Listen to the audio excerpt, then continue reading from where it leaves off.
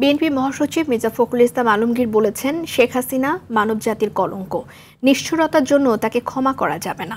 এছাড়াও কিয়ামত পর্যন্ত জামায়াতে ইসলামীর রাষ্ট্রীয় ক্ষমতায় আসতে পারবে না বলে মনে করেন বিএনপি স্থায়ী কমিটির সদস্য গয়েশ্বরচন্দ্র রায়। আলাদা অনুষ্ঠানে এসব বলেন তারা। অরণ্য গফুরের রিপোর্ট। জুলাই গণ অভ্যুত্থানের মাসব্যাপী কর্মসূচির অংশ হিসেবে রাজধানীর জিয়া উদ্যানে বৃক্ষরোপণ কর্মসূচির আয়োজন করে জাতীয়তাবাদী কৃষক দল ও আমরা বিএনপি পরিবার। নিম গাছ লাগিয়ে কর্মসূচির উদ্বোধন করেন মির্জা ফখরুল ইসলাম আলমগীর।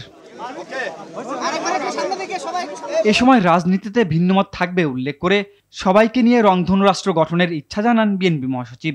জুলাইয়ে হতাহত পরিবারগুলোর পুনর্বাসনে বিএনপির পক্ষ থেকে ফান্ড গঠনের ঘোষণা দেন মির্জা ফখরুল। হাসিনাকে কোনোদিন ক্ষমা করা যাবে না। হাসিনা হচ্ছে মানব জাতির একটা কলঙ্ক। হাসিনা হচ্ছে মায়েদের একটা কলঙ্ক। আমাদেরকে প্রথম কাজ হবে এদের বিচার করা। আমরা দলের পক্ষ থেকে একটা ফান্ড রেজ করব। সেই ফান্ডে আমরা এই সমস্ত পরিবারগুলোকে আমাদের পক্ষে যতটুকু সম্ভব আমরা সহযোগিতা করব। এদিকে মুন্সিগঞ্জের শ্রীনগরে এক অনুষ্ঠানে যোগ দিয়ে গয়েশ্বরচন্দ্র রায় অভিযোগ করেন, জামায়াত নির্বাচন বাধাগ্রস্ত করতে চায়। জামাতের যে সকল দফা টফা এগুলি সবই হলো নির্বাচনটাকে ভণ্ডুল করার জন্য। ওরা আওয়ামী লীগ নাই, এই কারণে বিএনপি ক্ষমতা আসবে, এটা তারা সহ্য করতে পারে না। আমি জানি কিয়ামত পর্যন্ত বাংলাদেশে জামাত কখনো রাষ্ট্রীয় ক্ষমতা আসবে না।